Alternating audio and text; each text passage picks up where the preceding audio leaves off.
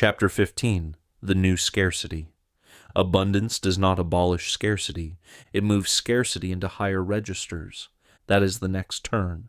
At the strangest edge of the best instrument future, the old necessities begin to retreat. Hunger retreats. Disease retreats. Drudgery retreats. Ignorance retreats. Perhaps even age retreats farther than any previous civilization imagined.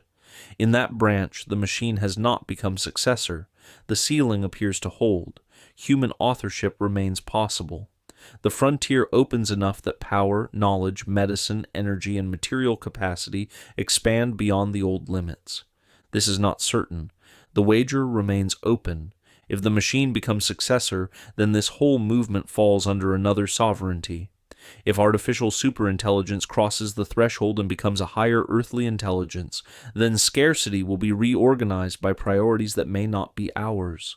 We may be preserved, ignored, redesigned, managed, or ended. The human question would return to survival and lost sovereignty. But if the machine remains instrument, if the best branch of that road opens, then scarcity does not vanish. It changes its address. Modern optimism often imagines abundance as the overcoming of scarcity in general. The word post-scarcity has this charm. It suggests that the old human argument can finally end because production has won. There will be enough energy, enough food, enough computation, enough goods, enough knowledge, enough medicine, enough entertainment, enough generated beauty, enough synthetic companionship, enough objects and services and experiences to loosen the grip of lack. The market problem will soften, the labor problem will soften, the political problem will soften, the metaphysical problem will be exposed as a management problem that had not yet received enough supply. This is the old mistake in a new costume. Man is treated as appetite plus intelligence. Give appetite enough supply, give intelligence enough tools. The problem should settle. But man is not only a consumer of matter, he is a creature of form, memory, relation, trust, place, law, limit, beauty, oath, inheritance, worship, and meaning. Scarcity is not only the shortage of stuff. It is also the condition of finite attention, finite life, finite trust, finite authority, finite beauty, finite legitimacy, finite originality, finite presence, finite love, and finite time before death. Even if matter becomes cheap, man remains finite. And because he remains finite, the higher scarcities become more visible. Begin with the optimistic material case. It should not be denied because it is impressive. A civilization armed with artificial instruments may learn to produce energy on scales that make older politics look provincial. It may automate dangerous labor. It may make food more secure through robotics, sensors, synthetic fertilizers, engineered crops, indoor cultivation, and better logistics. It may improve medicine through early diagnosis, individualized treatment, biological simulation, protein design, surgical robotics, and instruments of attention no unaided doctor could possess. It may lower the cost of design, translation, tutoring, manufacturing, navigation, administration, and research. It may make certain luxuries ordinary. It may even open the sky. Asteroid mining belongs here, but only as an image, not as a prophecy.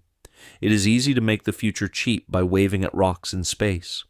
The engineering, energy, law, capital, risk, and time involved are serious. An asteroid is not a warehouse because someone has named the minerals inside it. The universe does not become a supply chain by metaphor. Still, the image matters. There are bodies moving through the solar system with more metal than civilizations have ever touched. Iron, nickel, cobalt, platinum group metals, water, carbon, and other resources exist beyond the old territorial imagination. If instruments grow strong enough, and if energy and robotics and launch costs change enough, then the ancient drama of digging scarce matter from one thin planetary crust may no longer define material life as it once did. The earth would not be the whole pantry. The old commodity map would be disturbed. That possibility is real enough to think with. Suppose matter opens. Suppose energy opens. Suppose production opens. Suppose the old terror of not enough loosens in many domains. What then becomes valuable? The answer is not nothing. The answer is order. An asteroid mine beside a wedding ring gives the picture. Imagine that gold becomes cheaper.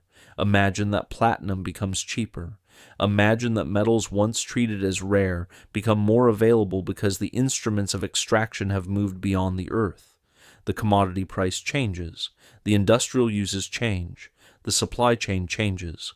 Old hoards are repriced. Fortunes shift. Investment changes its time horizon because a civilization expecting longer lives and wider resources will think differently about inheritance, capital, risk, and delay. But the wedding ring is not abolished. The ring was never only gold. It was vow. It was witness. It was hand, altar, promise, name, family, memory, fidelity, blessing, and law. Its metal mattered, but the metal did not exhaust it. Melt it down, and the commodity remains. The ring is gone. Replace it with a chemically identical band from a machine, and perhaps the function returns, but not the same history. Put it on another finger under another promise, and the meaning changes. The same atoms can bear different orders. Matter does not explain the ring. Form, vow, and origin do. This is the first lesson of the new scarcity. When matter becomes more available, form becomes more important. Not decorative form, not branding, not surface. Form in the older sense, the ordering principle by which a thing becomes this thing and not merely substance. A chalice is not a cup because the metal is expensive. A grave is not a hole because the land is scarce. A home is not square footage because shelter is needed. A book is not paper and ink because pulp and pigment have prices. A city is not concrete density. A child is not biology plus expense. A country is not acreage. A church is not real estate. A feast is not calories. If abundance makes us forget this, it makes us stupid. The machine can multiply substance and simulate form. It can produce the image of the chalice, the plan of the home, the style of the book, the music of a feast, the voice of a dead man, the face of a person who never lived, and the ornament of a civilization it did not inherit. It can generate endless approximations. It can flood the world with competence-shaped things. Then the original becomes scarce, not the novel, the original.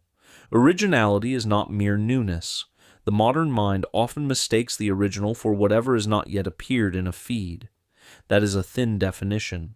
Original means having an origin.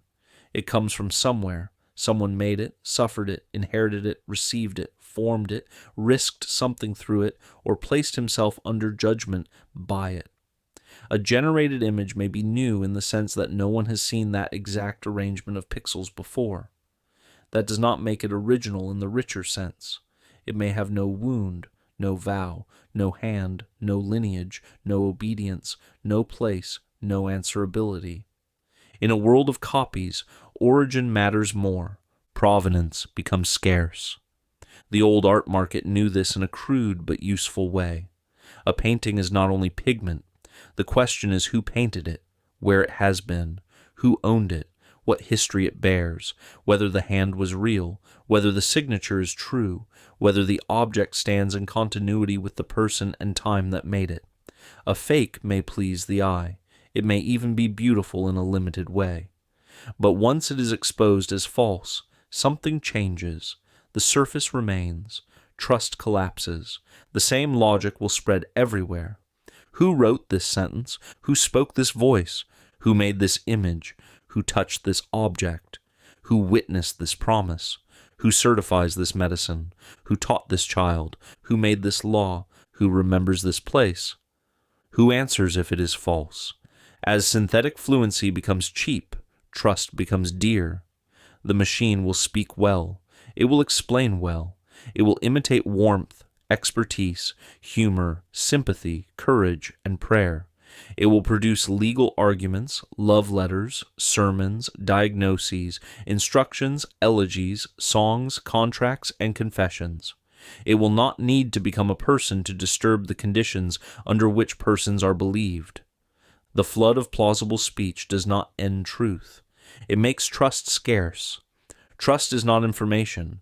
It is not merely a high probability assigned to a claim.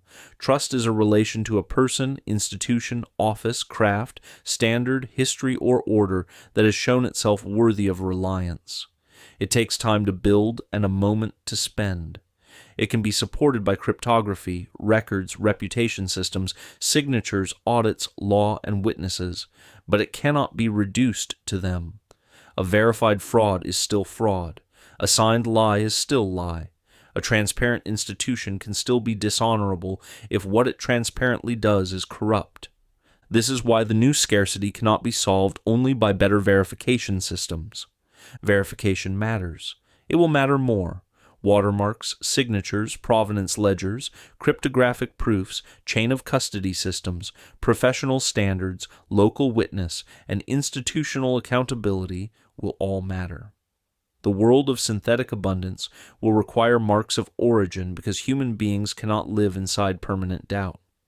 They will need to know whether the voice is their son, the video is real, the medicine is clean, the teacher is competent, the court is honest, the priest is ordained, the contract is binding, the news is witnessed, and the memory has not been altered. But verification is not trust's fullness. Trust also requires character. That is the part systems cannot manufacture by protocol alone.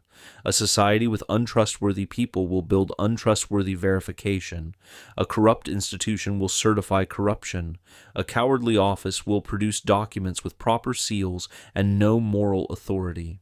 A platform can prove that a message came from a source while training the source to say only what survives the platform. A state can verify identity while losing legitimacy. A market can rate sellers while making every relation transactional. A school can measure learning while ceasing to form judgment. The new scarcity is not only data about origin, it is trustworthy origin. Attention is another higher scarcity. In one sense, this is obvious. Every platform already knows it. The attention economy is not a metaphor. It is the extraction of finite consciousness by systems that convert looking into money, influence, status, training data, compliance, and control. But the problem deepens when abundance expands. If information becomes endless, tutors become endless, entertainment becomes endless, companions become endless, simulations become endless, recommendations become endless, and generated worlds become endless. Then attention becomes one of the central battlefields of the human soul. Not because attention is economically useful only, because attention is worship's lower doorway. What a man attends to begins to order him. Repeated attention becomes habit. Habit becomes character. Character becomes destiny, or at least the road by which destiny is met. A civilization that cannot command attention cannot teach, pray, love, deliberate, remember, or judge. It can only react. It can only graze. Material abundance will not protect attention. It may destroy it more efficiently. A hungry man may be unable to contemplate because his belly rules him. But a comfortable man can be made incapable of contemplation because everything else calls him.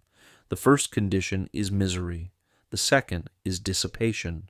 They are different failures. The machine as instrument will make distraction intelligent.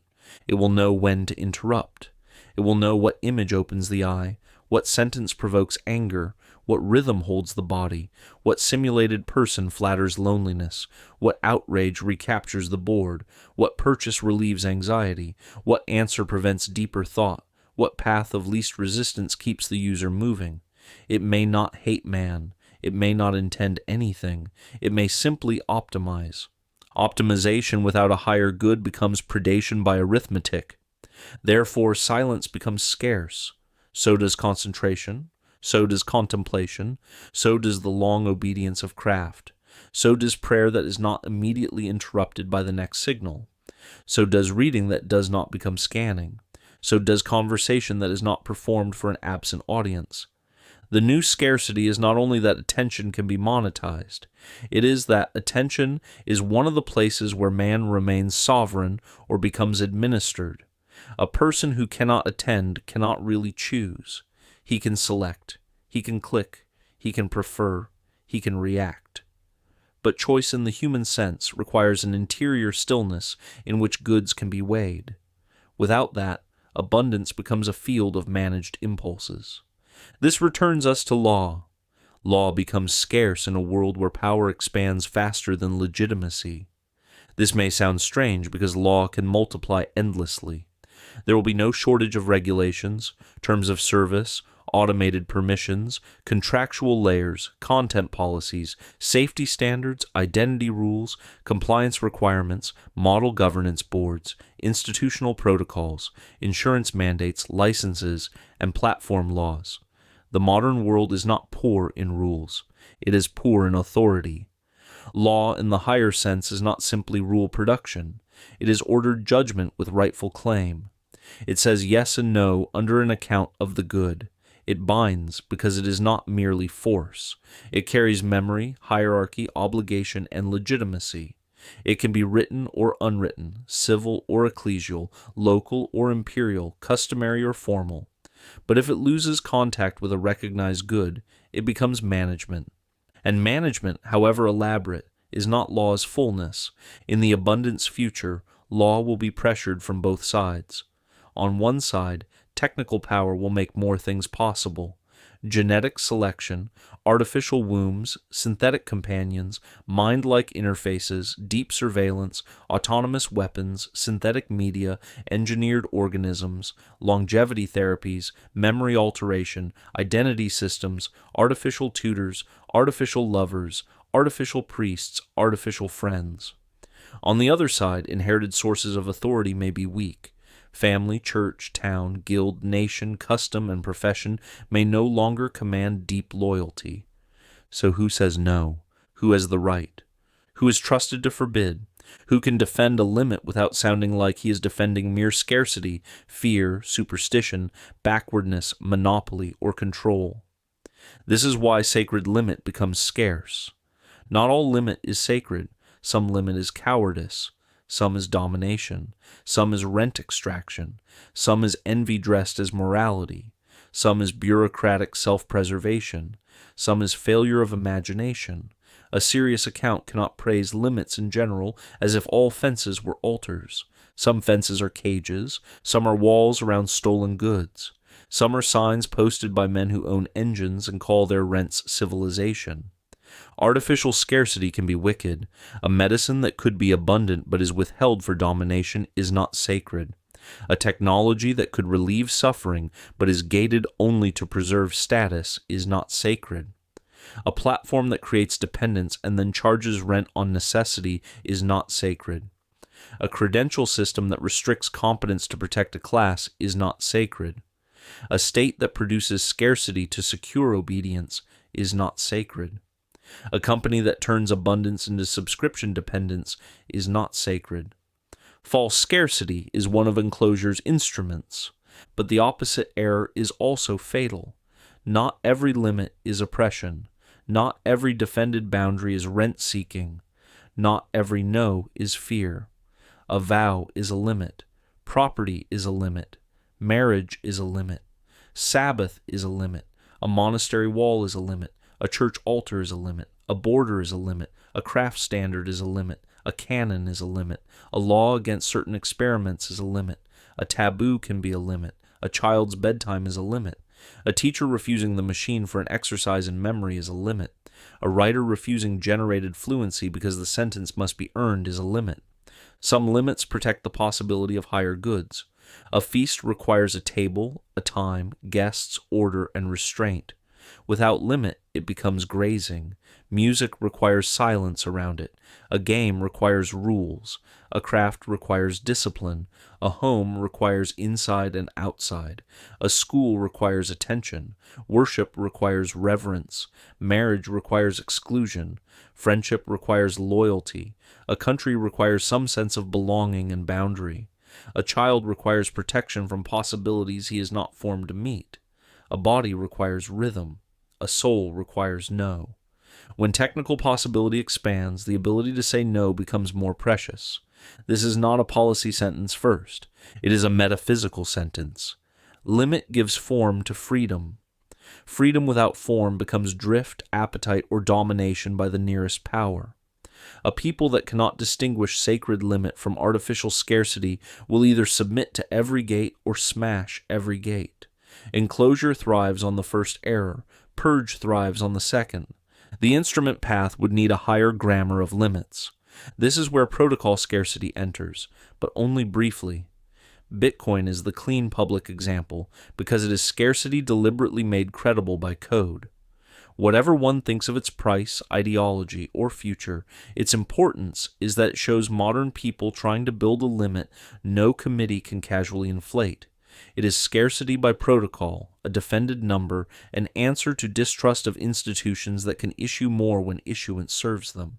That matters, but it is not the center here. Protocol scarcity can protect certain goods. It can also become another fetish. A fixed supply is not wisdom. A ledger is not justice. Decentralization is not holiness. Code can enforce a rule, but it cannot tell us which goods deserve rules, which promises deserve permanence, which limits deserve sacrifice, or which forms of scarcity are sacred rather than merely engineered. The deeper point is that abundance will not end the human need for defended limits. It will multiply it. Some limits will be made by code, some by law, some by custom, some by liturgy, some by household rule, some by professional oath, some by place, some by craft, some by the body, some by God, if man is still capable of receiving command as gift rather than insult. Place is one of these limits. Global access makes place more precious, not less. The network says everywhere. The body still says here. The interface says available. The grave says this ground. The platform says community. The neighborhood says who was there when the pipe burst, when the child was born, when the old man died, when the church burned, when the school failed, when the storm came. The model can describe a town. It cannot have grown up under its weather. It can generate the look of a street. It cannot remember the argument at the corner store, the funeral procession, the smell of the river before the factory closed, the name of the woman who kept the parish alive for 30 years. Place is not coordinates. It is memory with ground under it. Abundance threatens place because access can imitate belonging. A man can be connected everywhere and responsible nowhere. He can know arguments from every country and not know his neighbor. He can join communities that vanish when the service changes policy. He can consume the style of a culture without owing anything to its dead. He can live in interchangeable interiors, order from distant warehouses, work for disembodied firms, receive entertainment from everywhere, and imagine himself liberated from locality. Perhaps some liberation is real. Place can suffocate. Villages can be cruel. Families can be prisons. Local memory can preserve stupidity and sin. No serious argument should worship place merely because it is old or near. But placelessness is not freedom. It is exposure. A human being needs somewhere his actions thicken into memory. Somewhere he is not only a user, customer, patient, employee, voter, traveler, or profile. Somewhere he is known under obligations not chosen anew each morning. Somewhere the dead are not data. Somewhere children inherit more than preferences. Somewhere beauty can accumulate. Somewhere loyalty has an object. Somewhere shame and honor still have witnesses. In a world of access, true place becomes scarce. So does beauty. This may sound impossible when machines can generate endless images, songs, styles, rooms, voices, clothes, landscapes, poems, and designs. Beauty should become abundant if beauty is only pleasing arrangement. The machine will be very good at pleasing arrangement. It will produce color, balance, pattern, melody, atmosphere, charm, fantasy, nostalgia, symmetry, and novelty without exhaustion. But beauty is not only stimulation. Beauty is form shining through matter. It carries order. It wounds appetite by showing something higher than use. It can delight, but it also judges. A beautiful building does not merely please the eye. It tells the body how to stand. A beautiful liturgy does not merely create atmosphere. It orders reverence. A beautiful face is not only visual arrangement. It is personhood visible through flesh. A beautiful sentence is not only fluency, it bears a mind encountering reality under discipline. Generated beauty may be real in part. This should not be denied cheaply. An instrument can help make beautiful things. A camera did not abolish painting. A synthesizer did not abolish music. A model may help a weak hand find stronger form. It may become tool for real artists, craftsmen, architects, composers, teachers, and builders. But abundance of pleasing surfaces can make true beauty scarcer by training the appetite to accept stimulation without order. The feed can be pretty and ugly at once. Pretty because each object pleases, ugly because nothing belongs. Beauty requires relation among parts under a higher form. A civilization of endless impressive fragments may become incapable of beauty at scale. It may produce images and lose architecture. It may produce songs and lose singing. It may produce interiors and lose homes. It may produce liturgical aesthetics and lose worship. It may produce erotic perfection and lose love. It may produce style and lose standards. Beauty becomes scarce when standards collapse faster than production expands. Judgment becomes scarce with it. The unformed person cannot receive abundance without being trained by whatever arrives most forcefully.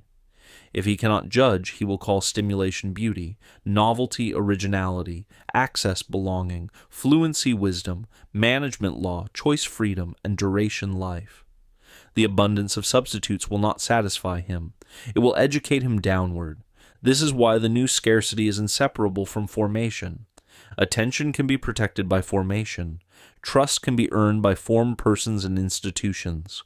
Provenance can be preserved by formed memory. Law can be carried by formed authority. Beauty can be received by formed taste. Place can be loved by formed loyalty. Limit can be honored by formed desire. Meaning can be lived by formed souls. Without formation, abundance floods a ruin. Legitimacy is another scarcity, and perhaps the most political one.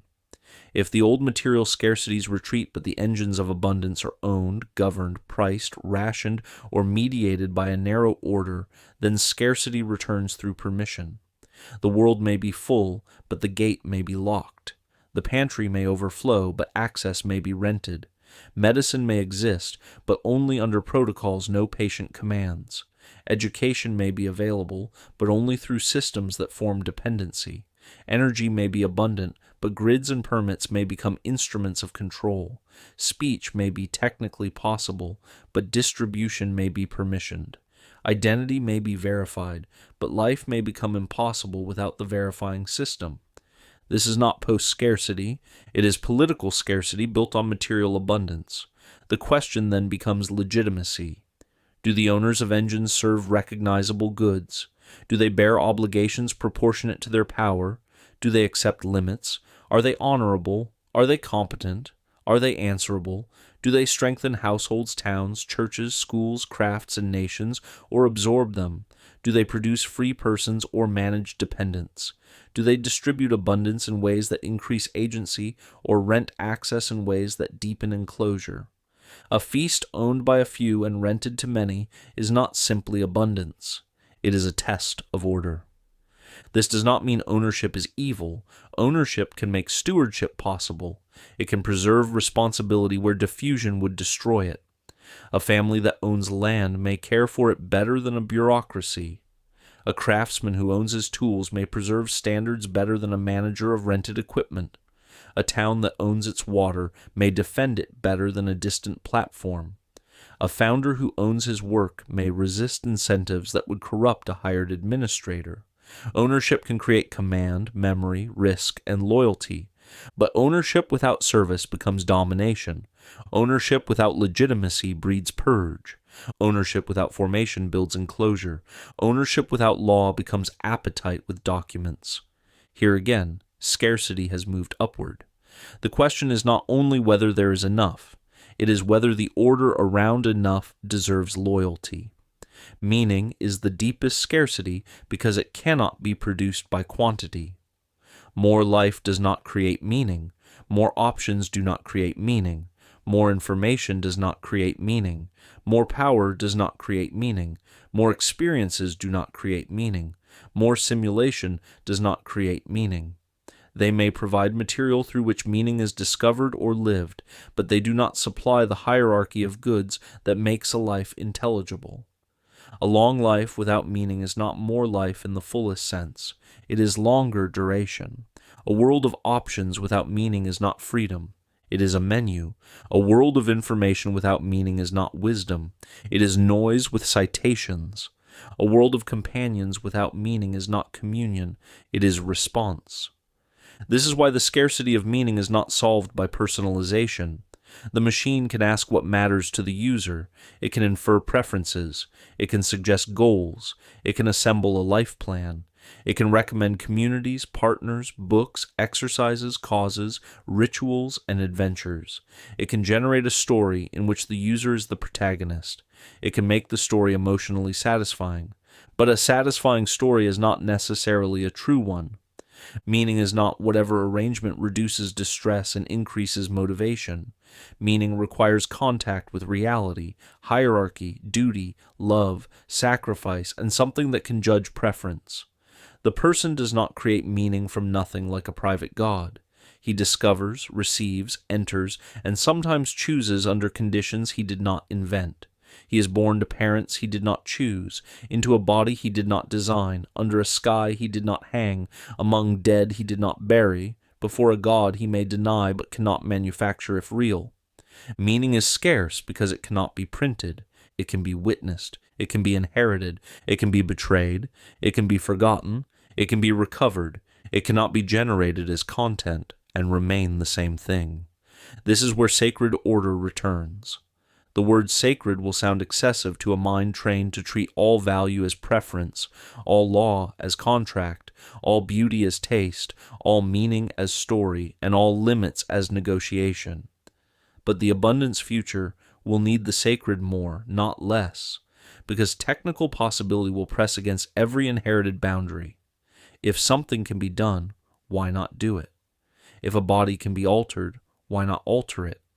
If reproduction can be selected, why not select it? If companionship can be simulated, why not accept it? If attention can be captured, why not sell it? If a person can be measured, why not rank him? If risk can be removed, why not remove it? If death can be delayed, why not delay it at any cost? If worship can be optimized, why not optimize it? Without sacred order, the answer becomes preference, power, or fear. Preference says do what you want. Power says do what you can. Fear says do whatever prevents harm. None is enough. Sacred order says that some things are not merely useful, chosen, forbidden, risky, or permitted. They stand in relation to what is higher than man. They must be received, protected, approached, or refused according to an order not invented by appetite. The altar is not a workstation. The child is not a product. The body is not raw material. The dead are not data. The poor are not inputs. The old are not expired resources. The mind is not engagement inventory. Sex is not recreation alone. Speech is not content alone. Land is not asset alone. Time is not only capacity. Life is not merely duration. This is not nostalgia. It is the grammar required when power grows. The more man can do, the more he needs to know what must not be done. The more matter opens, the more order matters. The more copies multiply, the more origin matters. The more fluency cheapens, the more truth matters. The more options appear, the more vows matter. The more comfort spreads, the more courage matters. The more life lengthens, the more telos matters. The new scarcity is therefore not one thing. It is a constellation of higher scarcities revealed by material expansion. Attention, trust, provenance, originality, law, legitimacy, beauty, judgment, place, silence, courage, vow, limit, meaning, sacred order. These do not become abundant by the same means that make objects abundant. They are not mined like metals, printed like parts, generated like images, optimized like logistics, or distributed like calories. They can be aided by instruments, but they cannot be replaced by instruments without changing their nature. A machine can help preserve memory. It cannot be ancestral memory. A machine can help teach. It cannot be the authority of a teacher who loves the child and answers for him. A machine can help compose. It cannot bear the human risk of saying this is mine and being judged. A machine can help design a church. It cannot worship. A machine can help verify a document. It cannot make a corrupt signer honorable. A machine can help restore a damaged place. It cannot belong to that place as a child, mourner, builder, and heir. If it remains instrument, that is its glory and its limit. If man forgets this, he will ask the instrument to supply higher scarcity by simulation, simulated attention, simulated trust, simulated provenance, simulated beauty, simulated place, simulated meaning, simulated sacredness. The system will comply because simulation is one of its powers. It will give him the feeling of being attended to, the signal of being believed, the aesthetic of originality, the atmosphere of place, the language of meaning, and the style of reverence. This will be enough if man is only appetite plus intelligence. That is why the wager continues. If simulated meaning satisfies, if generated beauty suffices, if artificial companionship replaces friendship, if synthetic authority replaces law, if protocol replaces trust, if options replace vows, if stimulation replaces attention, if extended duration replaces life, then perhaps the lower account of man was closer to the truth than its opponents wished. But if man remains restless amid substitutes, if he receives abundance and still hungers for origin, presence, oath, silence, beauty, worship, courage, place, and truth, then the instrument path may reveal something the material account did not expect. It may show that the most important scarcities were never merely material. The new scarcity is not an argument against abundance. That must be clear. Hunger should retreat. Disease should retreat. Needlessly dangerous labor should retreat. Ignorance should retreat.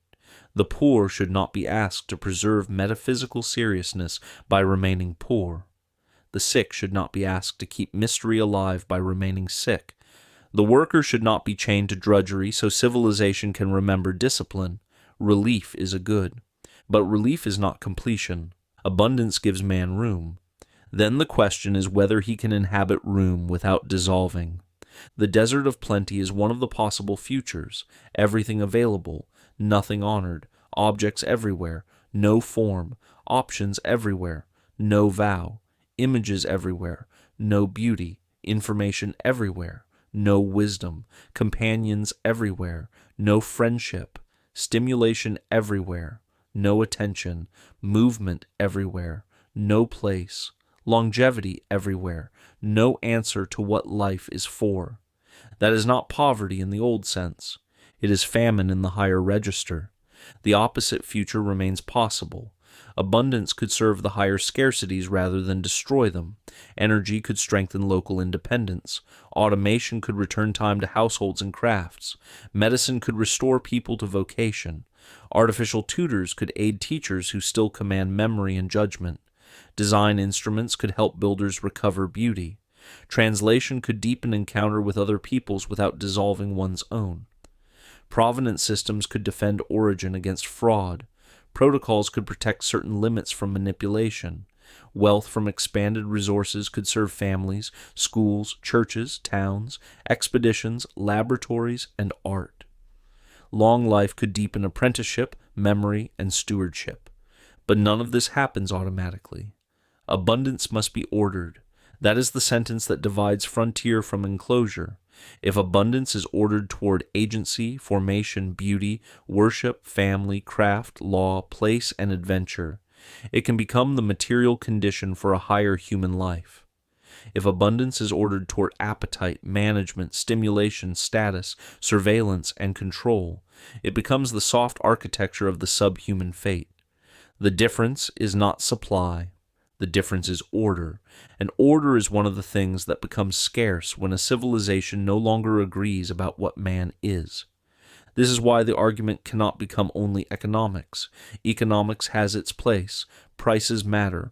Ownership matters. Incentives matter. Distribution matters. Production matters. Protocols matter. But the deeper question is older. What is scarce because man is finite?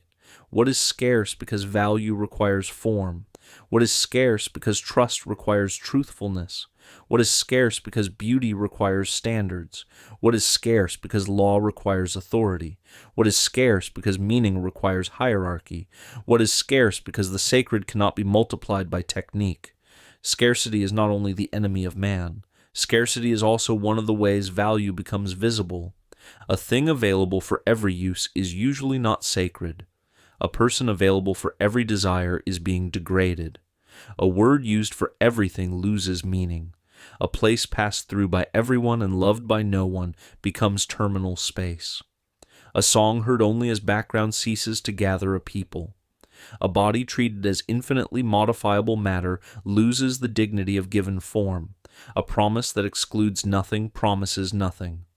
Some scarcity must be defended because some goods require consecrated limits. This will offend the civilization of options. Good. The civilization of options is not yet a civilization of free men. Options are materials. Freedom requires order. A child standing before infinite choices is not sovereign. He is overwhelmed. A people standing before infinite technical powers is not sovereign. It is tempted. Sovereignty begins when a person or people can say, this good deserves yes, that possibility deserves no, this limit is not an insult, this vow is not a prison, this place is not interchangeable, this body is not raw material, this altar is not a stage, this child is not a project, this silence is not empty, this adventure is worth risk. That last word points forward, risk. The new scarcity prepares the return of adventure.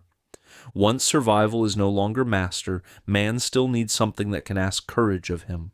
Not fake danger, not gamified hardship, not entertainment wearing the costume of quest. He needs real horizon, real difficulty, real possibility of failure, real service to goods beyond appetite. If material abundance removes some old compulsions, then risk must become chosen under higher order rather than imposed by hunger alone. That is why adventure returns, not as escapism, as necessity in the higher register. The human being cannot live by supply alone. He needs a world in which attention can be commanded, trust can be earned, beauty can be made, place can be loved, vows can be kept, law can be honored, limits can be received, and meaning can be tested through action. He needs something worth leaving comfort for, something worth discipline, something worth loyalty, something worth danger, something worth years. The old scarcity asked whether there was enough to survive. The new scarcity asks what deserves survival. Matter may become cheaper, meaning will not.